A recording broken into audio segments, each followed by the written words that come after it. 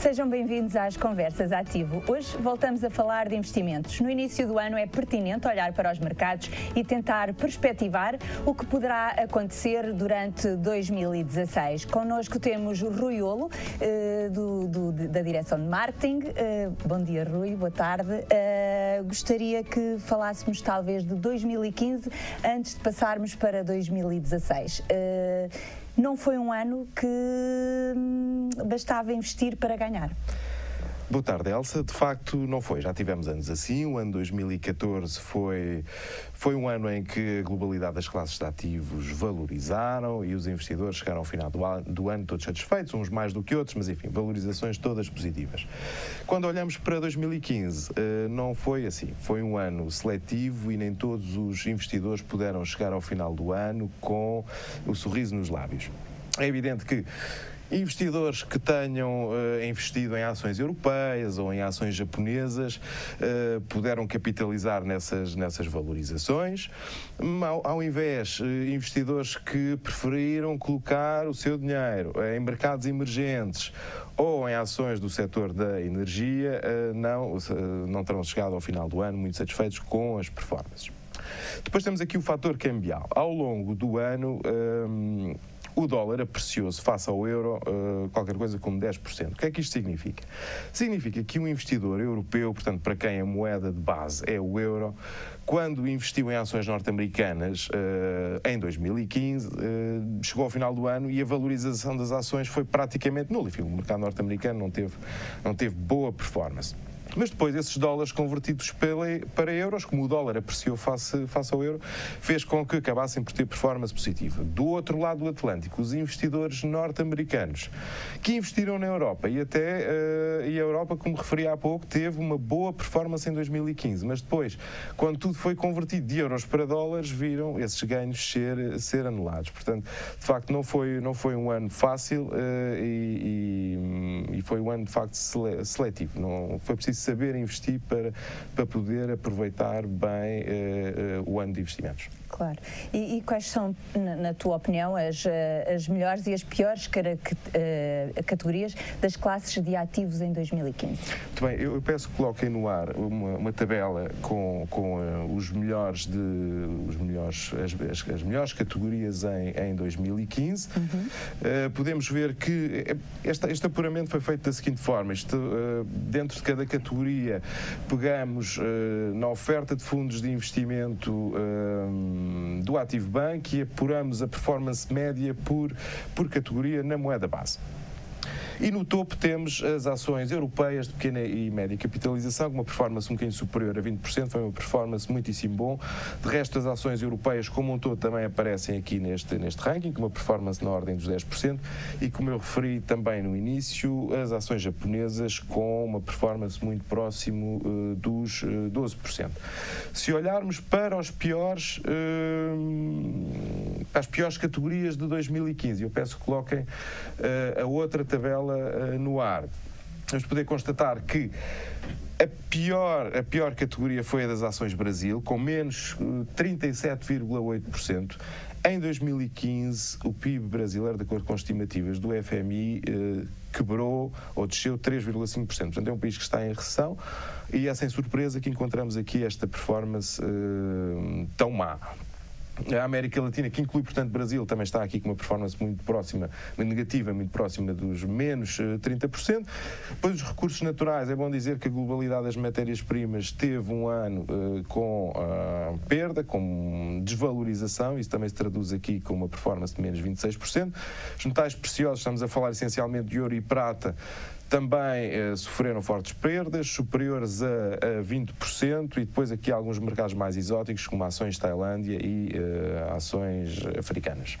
E eu gostava que tu fizesses também aqui uma breve análise sobre os factos que mais impactaram os mercados em 2015. Sim. É incontrolável falar dos bancos centrais. Marcaram a atualidade financeira ao longo do ano. Começo por falar do Banco Central Europeu. O Banco Central Europeu iniciou no princípio do ano 2015 um programa de compra de ativos, portanto, de dívida pública da zona euro, mas também de dívida securitizada, com o objetivo de injetar liquidez no mercado e fazer descer as taxas de juros. Isso foi bem interpretado pelas empresas, pelos mercados. Porquê? Porque isto beneficia as empresas. Quando as empresas podem financiar a taxas de juros mais baixas e tem, por outro lado, também os bancos com a vontade de conceder mais crédito. Isto porquê? Porque em simultâneo com este programa de estímulos, o Banco Central Europeu tornou as taxas de juros de depósito do Banco Central Europeu negativas. O que é que isto quer dizer? Quer dizer que os bancos da praça do mercado, se quisessem depositar o excesso de liquidez junto do Banco Central Europeu, tinham que pagar por isso e, portanto, isso em si é um incentivo a que os bancos pretendam ou queiram conceder mais crédito à economia. Portanto, taxas de juros baixas incentivam o crédito à economia, para as empresas, e isso de si pode ser considerado como um estímulo para que as empresas investam. Por outro lado, também o crédito barato faz com que se estimule o consumo, porque as famílias, através de um crédito mais barato, poderão também consumir mais e dentro do consumo, se calhar, vou incluir também a compra de casa. Muitas vezes as pessoas compram casa com recurso a crédito à habitação e nós sabemos que taxas mais baixas são também um incentivo para que as famílias queiram comprar casa. Claro. Do outro lado do Atlântico, a Reserva Federal Norte-Americana tinha desenvolvido um programa de compra de ativos muito similar àquele que agora está a ser desenvolvido pela Europa. Já o tinha terminado. E o ano 2015 foi um pouco uma novela ao longo do ano, na expectativa de subida de taxas de juro nos Estados Unidos. Durante 7 anos, portanto, desde 2008, que os Estados Unidos mantiveram a taxa de juros de referência no intervalo de 0 a 25 pontos base. Portanto, isso é um intervalo de tempo muito grande para manter taxas coladas no zero e havia a expectativa que em 2015 houvesse uma subida de taxa de juros, primeiro em junho, ela acabou por não acontecer, depois havia a expectativa para outubro e finalmente em dezembro, quando efetivamente a Reserva Federal Norte-Americana subiu taxas em 25 pontos base. Isso, de facto, marcou a agenda dos mercados em 2016, que foram reagindo em função destes sucessivos adiamentos de subida de taxas de juros, sendo que sempre que havia um adiamento, o mercado de ações como um todo reagia positivamente. Claro. E a evolução também da economia chinesa também de alguma forma condicionou a evolução dos mercados, certo? Certo. Vamos separar a economia chinesa do mercado acionista. Eu começo por falar do mercado acionista. O mercado acionista, na primeira metade do ano de 2015, teve uma performance, portanto, até junho, na ordem dos 60%. Isto é uma valorização excessiva mesmo para o mercado acionista. E a partir de junho, começou a quebrar, portanto, é como se fosse o rebentar de uma bolha. De repente, os investidores na China perceberam que, isto são valorizações demasiado elevadas, em conjunto também com uma outra medida que tinha sido tomada pelas autoridades chinesas, no sentido de restringir o crédito para compra de ações, e o mercado começou abruptamente a cair. Depois teve um foco de queda muito acentuado também no final do mês de agosto, e aí sentiu-se um contágio também aos mercados acionistas ocidentais, em particular na Europa e nos Estados Unidos. Mas a razão pela qual isso aconteceu foi porque nessa altura surgiram alguns dados da China sobre abrandamento das exportações, também produção industrial um pouco mais fraca do que se estava à espera, e então houve um receio de que a China estivesse a atravessar um abrandamento económico mais acentuado do que aquilo que o mercado estava à espera. Então houve aqui uma quebra acentuada nessa altura, portanto agosto e setembro, mas que depois nos restantes meses do ano acabou por ser parcialmente recuperada. Mas em suma, dizer que de facto a China foi um tema relevante ao longo do ano de 2015. Vou-te agora colocar aqui uma questão que chega de um cliente, ainda está a carregar, portanto, nós continuamos aqui a falar. O preço do petróleo também sofreu acentuadas quedas, e isto condiciona também de alguma forma o mercado. Sim, Em primeira instância, o setor da energia, portanto, todas aquelas empresas que exploram a produção de petróleo para venda, obviamente são impactadas pela negativa quando o preço da matéria-prima desce a pique. E o preço do petróleo, não vai assim há tanto tempo, estava na barreira dos $100. Portanto, e ao longo de 2015 o preço foi descendo e atingiu os $40. Portanto, as empresas do setor da energia foram fortemente impactadas pela negativa. Se olharmos para os mercados em geral, mercado europeu, mercado norte-americano, ou em especial o mercado europeu, acabou por ser benéfico. Isto porquê? Porque a Europa é um importador de petróleo, portanto não é autossuficiente, portanto precisa de importar petróleo. Se esse petróleo lhe chega a preços mais baratos, isso é favorável para as empresas que tem aqui uma redução de custos e, como tal, um aumento das suas margens. Portanto, houve aqui efeitos mistos. As empresas do setor da energia foram muito penalizadas, logicamente. Muitas das empresas que consomem esta matéria-prima para transformar os seus produtos e depois os vender, não, essas foram francamente beneficiadas pelo preço desta matéria-prima estar muito mais baixo do que estava anteriormente. Claro. A Ana Mota, já aqui tenho a pergunta dela, que vai ao encontro de estares a falar do crédito de habitação, que pergunta se este ano será melhor ou pior do que 2015 no que se refere a crédito de habitação. Há tendência para as taxas de juros subirem? Não, de todo. Para este ano, prevê-se que o Banco Central Europeu continua a manter uma política monetária comoditícia, ou seja, continua a comprar, a intervir no mercado e a comprar dívida. É natural que possa, do ponto de vista daquilo que são as taxas de juros de referência, enfim, taxas de juros de referência tem pouca margem de manobra, porque já tem a taxa colada no zero, está no 0,05%. Na taxa de depósito ela já está em campo negativo, mas poderá ainda tornar-se mais negativa, portanto, daqui em diante, o ano 2016, garantidamente não, a nossa expectativa e o nosso cenário central é de que não exista subida de taxas. Portanto, todos os nossos clientes que têm crédito à habitação vão poder continuar a usufruir de indexante, portanto, de uma taxa Euribor baixa e, em alguns casos, já até negativa. Essa tua resposta responde também à Rita Neves, que fazia uma pergunta que é se vão haver alterações no processo de obtenção de crédito à habitação em 2016, portanto já temos respondida. E agora sim, se calhar começamos aqui a falar um bocadinho de 2016. Não trouxeste a tua bola de cristal, mas podemos fazer alguma futurologia em relação ao que irá acontecer? Bom, de facto, futurologia nós não fazemos. É difícil fazer previsões nos mercados sobre se o mercado A ou B vai valorizar X%. Enfim, o que nós podemos fazer é um enquadramento macroeconómico que vai marcar este início de 2016. Sabemos que há outros eventos que vão ocorrer ao longo do ano. Sobre esses ainda não sabemos quais são, enfim, e como tal temos que ser realistas e objetivos e centrar-nos sobre aquilo que sabemos à data de hoje e o que podemos extrapolar para os mercados daquilo que sabemos à data de hoje. Eu gostava só de recordar, por exemplo, o ano de 2008, e o ano de 2008, para quem não se lembra, foi o ano da crise financeira e o ano em que o banco Lehman Brothers faliu em setembro de 2008. E no início do ano, quando foram feitas as previsões, exatamente, Elsa, quando se fizeram as previsões no início do ano, ninguém dizia é muito possível que 2 ou 3 bancos de investimento vão à falência. Não, isso não aconteceu. Portanto, acho que devemos ser cautelosos, devemos tentar ser objetivos e fazer um enquadramento com base naquilo que sabemos à data de hoje, que sabemos que vai ter impacto nos mercados, sabemos que vai estar na ordem do dia, mas fazer futurologia, não.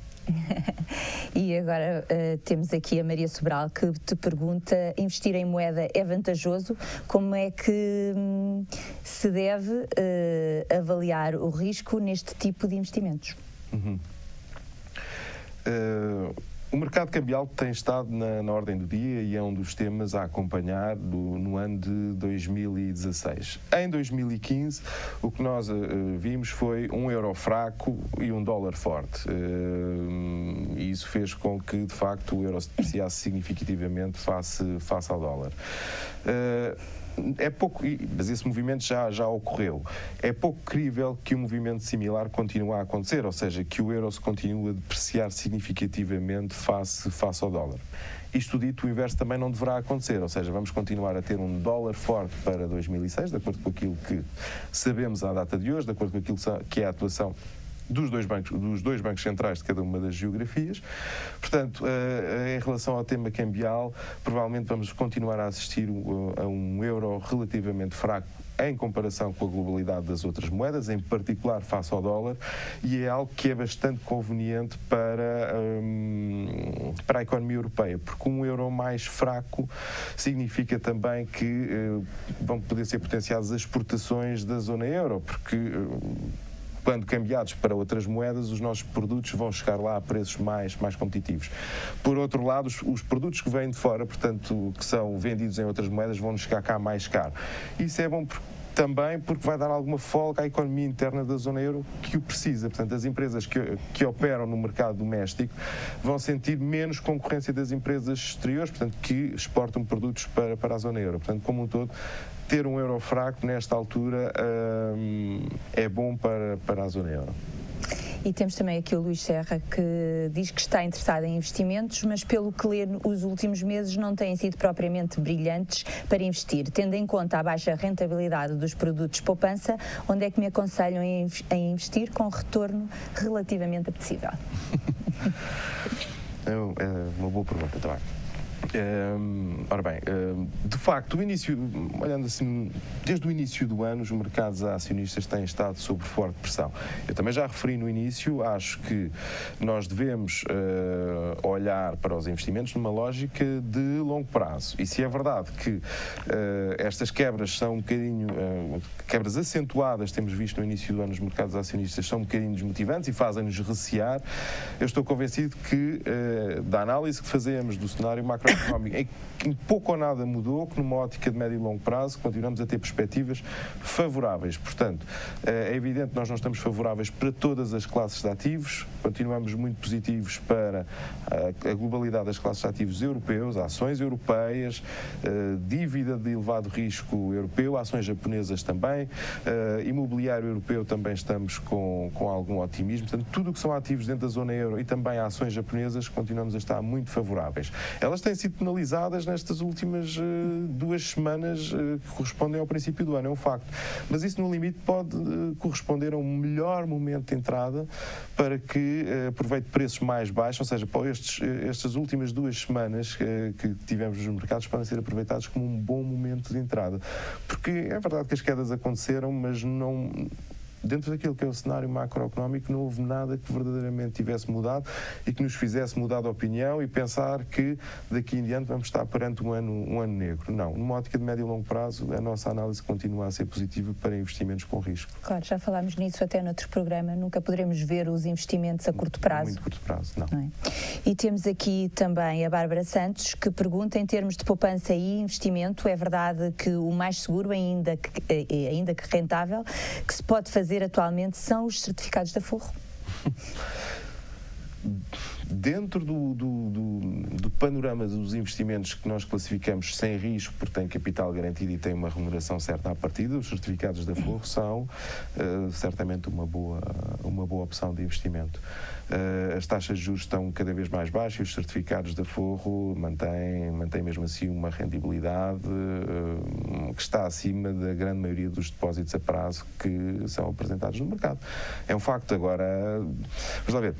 Se os certificados de aforro são uma boa opção de investimento quando comparado com outras alternativas que possam ter algum risco, eu acho que não, mas também vai muito depender do perfil de risco de cada investidor, porque um investidor que seja muito conservador não deve nunca deixar de fazer investimentos de capital garantido. Agora, se houver uma abertura por parte do investidor para assumir algum tipo de riscos, acho que há melhores soluções no mercado do que os certificados de aforro. Mas olhando só para o universo de produtos de capital garantido, sim, os certificados de aforro continuam a ser uma boa solução. E a Júlia Gambino pergunta, gostava de me iniciar no mundo de investimentos, por onde aconselha a começar? Eu acho que o mais importante é procurar saber qual é o seu perfil de risco. E para isso pode contar com o nosso apoio, com a nossa equipa de gestores comerciais, para perceber qual é o perfil de risco, para que em função disso possa ter acesso a uma proposta nossa, de uma carteira de investimentos que lhe possa ser apresentada depois de identificado qual é o perfil de risco. Isso é que é o mais importante. Qual é a tolerância ao risco que o cliente tem? Para se iniciar, isso é fundamental. Porque, de facto, se percebemos que se trata de um cliente bastante conservador, então as soluções de investimento que têm à sua disposição, ou que são adequadas para essa pessoa, têm que ser soluções de investimento muito conservadoras. Normalmente, existe um binómio de risco e de rentabilidade. Quanto maior for o risco tomado, maior é a rentabilidade que se pode obter desse investimento. No entanto, tudo deve ser sempre condicionado ao perfil de risco. E se o investidor é bastante conservador, não vale a pena tomar opções de investimento que sejam demasiado arriscadas. Há soluções de investimento que são adequadas e que são adequadas a cada um dos perfis de risco. Portanto, esse é o primeiro passo. Claro. E tenho também aqui o António Ferreira, que pergunta: gostava de começar a investir em bolsa, quantias pequenas, mas não sei por onde começar. Qual a melhor forma e quais as áreas de mercado mais vantajosas no momento? Parte desta resposta já deste, mas gostava que desenvolvesse um bocadinho mais. Há duas opções. Quando se fala em investir em bolsa, o investidor pode optar por investir diretamente em ações. Se assim for, e para uma primeira experiência, eu sugiro que o cliente comece por avaliar o mercado de ações português. Porquê? Porque é um mercado com o qual está mais familiarizado. As empresas que estão cotadas no mercado português, e em particular no índice de referência, que é o PSI 20, são empresas que normalmente são do conhecimento generalizado das pessoas, e isso dá algum conforto quando se está a investir diretamente em ações. Poder comprar ações da Farol, a antiga Portugal Telecom, ou comprar ações da EDP ou da REN. Estamos a falar de empresas que as pessoas conhecem e, como tal, numa primeira experiência, penso que o mercado português é uma boa solução. Depois, do outro lado, existe a opção dos fundos de investimento em ações. Portanto, aí o que é que acontece? O investidor está a delegar numa equipa de gestão o seu dinheiro, o seu investimento, e essa equipa de gestão depois investe em ações de diferentes geografias consoante a temática do próprio fundo. Nós, em relação aos mercados acionistas, os dois onde estamos mais positivos numa ótica de médio e longo prazo continua a ser o mercado de ações da zona euro e o mercado de ações japonesas. Mas mais ainda no mercado de ações da zona euro. Certo. E diz-me quais são realmente os temas que as pessoas que estão a investir ou que querem começar a investir deverão, durante 2016, monitorizar quase que obrigatoriamente. Ok. Política dos bancos centrais. Já foi em 2015, vai continuar em 2016. O petróleo é um dos temas da atualidade. A China vai continuar a ser. Os resultados das empresas, muito importante, não é só para 2016. Os resultados das empresas é importante monitorizá-los sempre. Temos também o panorama geopolítico, é sempre algo que mexe com os mercados. Alguns eventos acabam por mexer, ainda que contidos no tempo, mas acabam por mexer com os mercados, e também o crescimento económico. E esse crescimento económico de que falas, é possível que haja um ligeiro aumento do crescimento económico mundial? Sim. Para 2015, o FMI estimou o crescimento económico mundial em 3,1%, muito sustentado nos mercados emergentes, eu devo dizer. Os mercados desenvolvidos contribuíram com um crescimento de 1,98%, portanto, estes 3,1% foram, em parte, justificados pelo forte crescimento de mercados emergentes. Para 2016, as projeções do FMI apontam para um crescimento económico de 3,5%. Portanto, é um crescimento económico favorável, crescente. Isto cria um ambiente favorável para, de forma geral, para a classe de ativos, ações. Nós temos vindo a assistir, eu diria, um novo normal. Nós estamos numa fase expansionista do ciclo económico, e de um ciclo económico que aparenta ser mais longo do que os anteriores, mas também menos exuberante. Ou seja, nós no passado vimos ciclos económicos onde o crescimento económico a dada altura atingia patamares muito elevados, e depois entrávamos num período de recessão, e essa recessão era também bastante acentuada. Agora parece que temos ciclos económicos mais tensos, mas com taxas de crescimento um bocadinho mais comedidas. 3,5% é uma taxa de crescimento comedida, mas é uma taxa de crescimento simpática. O que é que acontece? O que é que vai acontecer em 2016? Existe esta expectativa de crescimento de 3,5%. Os mercados poderão sair penalizados se ao longo do ano vierem a ocorrer revisões em baixa desta taxa de crescimento. Claro. E verifica-se também que as empresas começam a recuperar. Mas será assim em todas as áreas geográficas? Sim, ou seja, ponto número 1, na globalidade das geografias ao longo dos últimos anos, temos assistido a crescimentos de resultados das empresas de forma significativa, que tem sido positivo. Para 2016, eu acho que não vai ser bem assim, vai ser preciso segregar diferentes geografias, porque a realidade não é igual para todas. Mercados emergentes, por exemplo, os mercados emergentes produzem produtos que são facilmente copiáveis e onde existe uma concorrência muito forte e assistimos a uma contração grande das margens. Por outro lado, no Reino Unido e nos Estados Unidos são países que estão com taxas de desemprego muito baixas, portanto estão em pleno emprego. E economias que estão em pleno emprego, normalmente daí resulta uma pressão para subida dos salários. Subida dos salários para as empresas significa um aumento de custos. Portanto, se há aumento de custos e depois não há possibilidade de aumentar o preço final para o cliente, isto significa estreitamento de margens. Portanto, aqui é preciso ter alguma atenção aos resultados, quer dos Estados Unidos, quer do Reino Unido, porque poderá aqui haver alguma contração de margens que não lhes é muito favorável.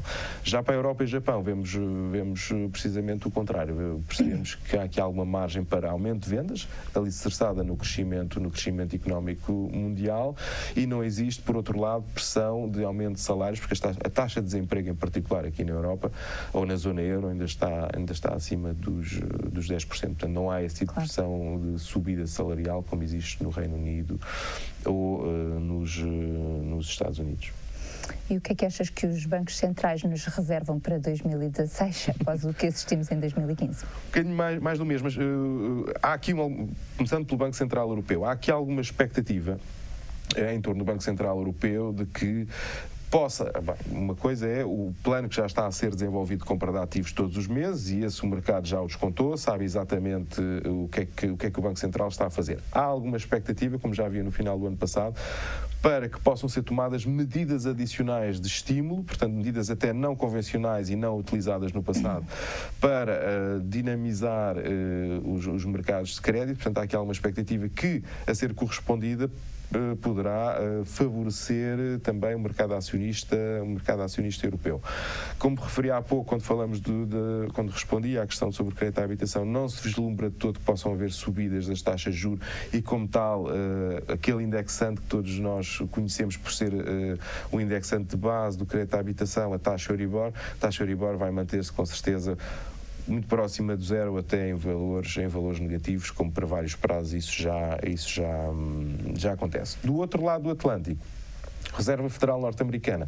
Referi há pouco, em dezembro, houve uma subida de taxa de juros em 25 pontos base, passando o intervalo de taxa de juros a estar entre os 25 e os 50 pontos de base. Há um consenso de mercado para que ao longo do ano as taxas possam subir 1%. Eu devo dizer que, em função daquilo que é a taxa de crescimento económico dos Estados Unidos, que é bom, mas está na ordem dos 2,8%, não está em sobreaquecimento. Está, de facto, em pleno emprego, portanto, os níveis de emprego foram atingidos. Mas tem uma taxa de inflação que ainda está contida abaixo dos 2%. E o objetivo, ou o consenso aponta para que uma taxa de inflação de 2% seja a meta que a Reserva Federal gostaria de atingir. Pelo facto de ainda não estar, provavelmente vamos assistir a uma subida de taxa de juros nos Estados Unidos mais moderada do que aquilo que é o consenso do mercado. De acordo com os dados que temos à data de hoje, não se prevê que a subida de taxa de juros ao longo do ano possa sequer chegar a esse 1%. Eu também gostaria de te perguntar se haverá este ano, em 2016, uma evolução do preço do petróleo. E junto a esta minha pergunta, a do João Sousa, que pergunta: e o crudo vai bater nos $20? já esteve mais longe, ou seja, o ano passado estivemos nos $40, no início deste ano o preço do petróleo veio rapidamente para os 30, ontem estava novamente abaixo dos $30, nos 28, se vai chegar aos 20, é difícil fazer esse tipo de revisão, é um bocadinho arriscado. Estaria tentado a dizer que não e justifico porquê. Esta queda do preço do petróleo tem sido motivada essencialmente por um excesso de oferta, portanto, excesso de produção de petróleo. E como em todos os negócios, quando um negócio não é rentável, as empresas fecham portas. Portanto, e há aqui muita empresa produtora de petróleo que tem custos de exploração do petróleo que são muito superiores a estes $30, que mais tarde ou mais cedo vão ter que fechar portas. Portanto, isto é um natural equilíbrio do mercado. Portanto, quando o preço não compensa, a empresa fecha as portas. Portanto, ponto número 1 é de esperar que progressivamente possa haver uma redução desta oferta porque há empresas exploradoras de petróleo que simplesmente deixam de o fazer porque não é compensatório a estes preços. Ponto número 2, a estes preços, provavelmente a OPEP estará tentada a artificialmente cortar a produção. Portanto, eles têm alguma capacidade de poder gerir esta oferta. $28 por barril, mesmo para países como a Arábia Saudita, tem custo de exploração muito baixo, mesmo para eles começa a ser pouco vantajoso e, como tal, acho que mais tarde ou mais cedo vamos ter aqui um corte de produção petrolífera administrativo. Portanto, dizer assim, passamos a extrair muito menos barris do que fazíamos a semana passada e isso deverá levar a algum alívio do preço do petróleo. Agora, uma subida forte do preço do petróleo é pouco crível que venha a acontecer. Agora, uma ligeira recuperação, acho que é perfeitamente razoável que ela possa suceder. E nós temos aqui outra pergunta do André Silva, que te pergunta como diversificar, minimizar os riscos de investimento. Como diversificar, acho que é, bom, ponto número 1, nenhuma carteira de investimento deve estar centrada apenas numa classe de ativos. Nós sugeríamos aqui há pouco que estamos muito positivos para ações da zona euro, estamos muito positivos para ações japonesas, mas não estamos a sugerir que uma carteira de investimento seja concentrada apenas em ações da zona euro ou do Japão, até porque isso corresponde a um risco muito elevado, porque são só ações. Portanto, é importante diversificar por outras classes de ativos, mesmo uma carteira de investimento que tenha um perfil agressivo, deverá ter outro tipo de classes de ativos mais conservadoras. Estou em particular a referir-me a investimentos em obrigações. O tema era diversificar, de facto, é muito importante diversificar a carteira, quando uma carteira não se deve resumir àquilo que são as apostas daquilo que nós achamos que vai correr bem. Porquê? Porque nem sempre isso acontece, não é? Há aqui fundamento para expressarmos a nossa opinião e dizer que estamos muito positivos ou somos favoráveis a determinadas classes de ativos, mas não é uma garantia. Fomos falando ao longo desta conversa da incerteza que existe nos mercados. Ora, se existe incerteza, quer dizer que as coisas podem não ser exatamente como nós estamos a planear, portanto é importante que uma carteira seja de facto muito diversificada por diferentes classes de ativos, não apenas centrar naquilo que nós achamos verdadeiramente que vai subir, porque o mercado de ações, ou os mercados em geral, não são feitos de certezas. Claro, até porque quanto mais diversificada, menor o risco de... minimizamos logo os riscos de investimento, não é? Sim. Aqui o Filipe Gonçalves pergunta-te a tua opinião sobre investimentos em futuros. Sim. O investimento em futuros é um investimento alavancado. Tradicionalmente, ou a forma mais correta de utilizar um investimento em futuros é para fazer o hedge de uma posição de uma carteira. O que é que eu quero dizer com isto? Imaginemos, por exemplo, que eu tenho uma carteira de ações portuguesa e que, de repente, o mercado começa a cair abruptamente. Eu tenho duas soluções e a primeira é eu vou vender toda a minha carteira de ações e depois vou comprá-la mais tarde a preços mais baratos. Ou então uma segunda opção que é recorrer ao mercado de futuros. Eu posso ter como um proxy da minha carteira, ou como uma aproximação da minha carteira, o índice PSI 20, que é o índice de referência para o mercado português, e existem contratos de futuros sobre o PSI 20, e eu decido vender, vender contratos sobre o PSI 20, por forma a que aquilo que a minha carteira desvalorizar porque o mercado desvalorizou, será compensado pelo ganho que eu vou ter no contrato de futuro, pelo facto de estar vendido no contrato de futuro sobre o PSI 20. Esta é a utilização que eu diria que é mais correta no que respeita ao mercado de futuros. Isto dito, nada invalida que um cliente, em vez de investir o seu capital todo num conjunto de ações ou num fundo de ações, possa pegar numa pequena parte desse dinheiro para servir de margem para comprar um contrato futuro. Enfim, a alavancagem a funcionar, os contratos futuros têm de facto um conjunto de eficiência do ponto de vista da utilização do capital, mas na minha opinião a utilização mais correta dos contratos futuros é numa lógica de hedge, portanto de cobertura de carteira. E gostava também que me desse a tua opinião se os mercados estão preparados para que haja um abrandamento ainda lento da economia chinesa. Estão a descontar isso mesmo. A economia chinesa é a terceira maior economia mundial, logo a seguir à economia norte-americana e à economia da zona euro. É responsável desde 2010 por 1/3 do crescimento mundial. Portanto, é uma economia que tem muita expressão hoje em dia. Não se pode ignorar a economia chinesa. Existem projeções de crescimento para a China para o ano 2015 de 6,8%. Para o ano 2016, a estimativa está nos 6,3% e para 2017 em 6%. Isto são boas taxas de crescimento. Para a dimensão que a economia chinesa já tem, estas taxas de crescimento são fantásticas. E o mercado é essas taxas de crescimento que está a descontar. Agora, o problema é se há um arrefecimento mais acentuado da economia chinesa e que possa surpreender os mercados. Com a dimensão que tem, se de repente começarmos a ouvir ou a ter acesso a números da economia chinesa que não conta de uma redução grande das exportações, o que é que isso significa? Ponto número 1.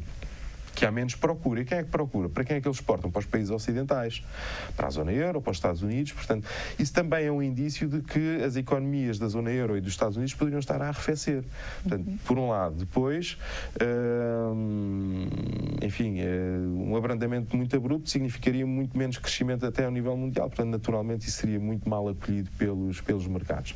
Do lado positivo, tenho a destacar o facto de haver uma intenção por parte das autoridades chinesas de transformar a economia chinesa de uma economia muito industrializada e virada para as exportações e transformá-la numa economia mais dedicada ao consumo interno. Isso pode representar um conjunto de oportunidades para empresas europeias, para empresas norte-americanas, para empresas japonesas, para aumentarem os seus negócios dentro da própria China, ponto número 1.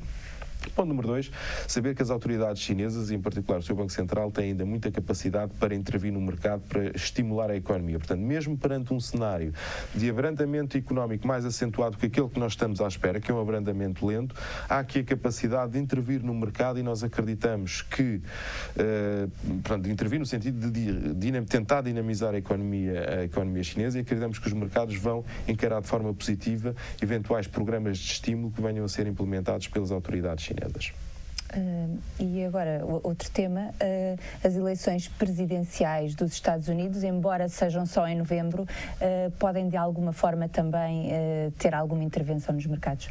Eu diria que não, Angela. É um tema que vai acompanhar os mercados ao longo do ano, pelo menos até novembro, mas não vai ter um impacto. Depois de novembro, em função de quem vencer e das políticas que querem implementar para os Estados Unidos, poderemos depois ver aqui algum impacto sobre os mercados, em particular sobre o mercado norte-americano. Mas até lá é crível que não haja um impacto significativo na evolução dos mercados. O que pode ter um impacto nos mercados, e olhando para este panorama geopolítico, é o referendo à União Europeia que vai ser realizado no Reino Unido em 2016. Um eventual não do Reino Unido à União Europeia, eu acho que pode gerar alguma turbulência dentro da União Europeia, em particular dentro da zona euro, porque é um teste à coesão. Claro. E se de facto chumbar esse teste à coesão, podemos ter aqui um cenário de alguma agitação e de alguma turbulência, porque pode ser contagioso. De repente temos o Reino Unido que diz não à Europa e depois outros países, até alguns que pertencem à zona euro, podem decidir fazer o mesmo e perceber que as populações dizem também não à União Europeia, dizem não ao euro. Quer dizer, portanto, há aqui uma ameaça que essa sim vai ser necessário acompanhar com maior atenção. Depois, de forma mais genérica, temas alguns deles que à data de hoje parecem esquecidos, mas estão lá e eu gostaria de os referir. O conflito entre a Ucrânia e a Rússia está adormecido, mas está lá. A China e o Japão, não é de hoje, há sempre ali algum atrito entre estes dois grandes países asiáticos e nunca se sabe em que momento pode haver uma escalada de tensão entre eles. Os tradicionais conflitos no Médio Oriente que vão se arrastando ano após ano, portanto não é novidade nenhuma para 2016. Enfim, todos estes eventos deverão ser monitorizados também ao longo de 2016, porque qualquer deles tem a capacidade para impactar os mercados, pelo menos no momento. Claro, estamos a entrar na reta final, mas eu gostaria que deixasse umas notas finais. Ok. Bem, como vimos, a globalidade dos temas que eu apresentei aqui para 2016 já estiveram presentes em 2015. Portanto, em janeiro de 2016 o que podemos falar é destes temas e acreditamos plenamente que eles vão estar na ordem do dia e vão ter impacto sobre os mercados. Poderão surgir ainda outros temas e esses, enfim, teremos que acompanhá-los em tempo útil. Mas, quer dizer, os mercados é um bocadinho como a meteorologia. A meteorologia faz previsões para uma semana e normalmente acerta, mas não diz qual é o tempo que vai fazer em junho. Sabemos que em junho tradicionalmente está sol, 30 graus é normal, mas podemos perfeitamente errar. Portanto, aqui é muito difícil para nós estarmos a fazer previsões que possam ser assertivas, porque só por mera coincidência é que iríamos acertar. O que nós podemos garantir do lado do Ativo Bank é que nos mantemos sempre atentos no dia-a-dia àquilo que é a evolução dos mercados, àquilo que vai impactar nos mercados, e podemos garantir a todos os clientes que têm investimentos connosco que nós estamos a acompanhar todos esses temas e que iremos sempre atuar em conformidade e iremos sempre acompanhar os investimentos dos nossos clientes com todo o rigor. Claro, e mesmo os que não têm, temos sempre a linha aberta para esclarecimentos, sempre, não é, Rui? Sempre. E chegamos assim ao final de mais um Conversas Ativo. Esperamos ter ido ao encontro de todas as dúvidas que possa ter sobre os mercados em 2016, dentro daquilo que conseguimos esclarecer. Esteja atento à página do Facebook do Ativo Bank e saiba quando será o próximo programa e qual o tema escolhido. Contamos consigo sempre desse lado. Obrigada.